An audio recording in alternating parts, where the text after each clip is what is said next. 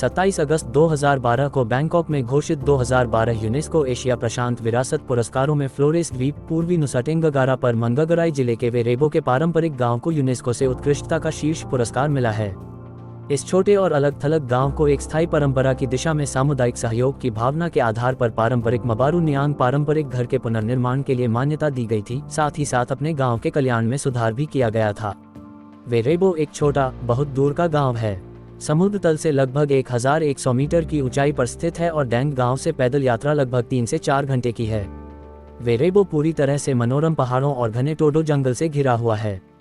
यह उष्णकटिबंधीय जंगल वनस्पति से समृद्ध है, जहां आपको ऑर्किड, विभिन्न प्रकार के फन मिलेंगे और कई गाने वाले पक्षियों की चहचहाहट सुनाई देगी। इस गांव में मोबाइल कवरेज भी नहीं है और बिजली केवल शाम 6 से 10 बजे तक ही उपलब्ध रहती है। हवा अपेक्षाकृत ठंडी होती है, विशेषकर शुष्क मौसम में, इसलिए यदि आप गांव जाने की योजना बना रहे हैं तो अपना जैकेट लाना न भूलें। गांव के संस्थापक और इसलिए उनके मुख्य पूर्वज, जिन्होंने लगभग 100 साल पहले गांव का निर्माण किया था, एम्पुमारो नामक एक व्यक्ति थे। आज निवासी उनकी 18वीं पीढ़ी के वंशज हैं। वेरेबो की मुख्य विशेषताएं उनके अनोखे घर हैं, जिन्हें वे मबारू नियांग कहते हैं, जो आकार में लंबे और शंक्वाकार हैं और छत से नीचे जमीन तक पूरी तरह से लोंटार छप्पर से ढके हुए हैं।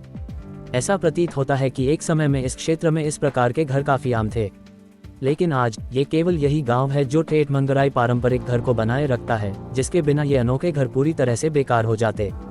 घर में 5 स्तर हैं, प्रत्येक स्तर एक विशिष्ट उद्देश्य के लिए निर्दिष्ट है।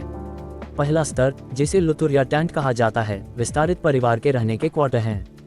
दूसरा स्तर, जिसे लोबो या अटारी कहा जाता है, भोजन और सामान को संग्रहित करने के लिए अलग रखा गया है। तीसरा स्तर, जिसे लैंटर कहा जाता है, अगली फसल के लिए बीज भंडारित करने के लिए है। चौथा स्तर, जिसे लेम्पाराय कहा जाता है, सूखे की स्थिति में खाद्य भंडार के लिए आरक्षित है। और पांचवा और शीर्ष स्तर, जिसे हेकान कोडे कहा जाता है, जिसे सबसे पवित्र माना जाता है, पूर्वजों के लिए प्रसाद रखने के लिए है।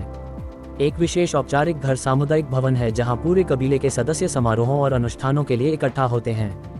वे मुख्यतः कैथोलिक हैं, लेकिन फिर भी पुरानी मान्यताओं का पालन करते हैं। इस घर में ड्रम और घंटियों की पवित्र विरासत संग्रहित है। केवल 1200 निवासियों की छोटी आबादी वाले इस गांव में 7 घर हैं। ग्रामीणों का मुख्य आहार कसावा और मक्का है, लेकिन गांव के आसपास वे कॉफी, वेनिला और दालचीनी के पौधे लगाते हैं, जिन्हें वे लगभग 15 किलोमीटर दूर स्थित बाजार में बेचते हैं। गांव से दूर, हालांकि हाल ही में वेरेबो अंतर्राष्ट्रीय इकोटूरिज्म उत्साही लोगों के लिए एक पर्यटन स्थल के रूप में लोकप्रियता में बढ़ गया है और इससे गांव के आर्थिक कल्याण में वृद्धि हुई है।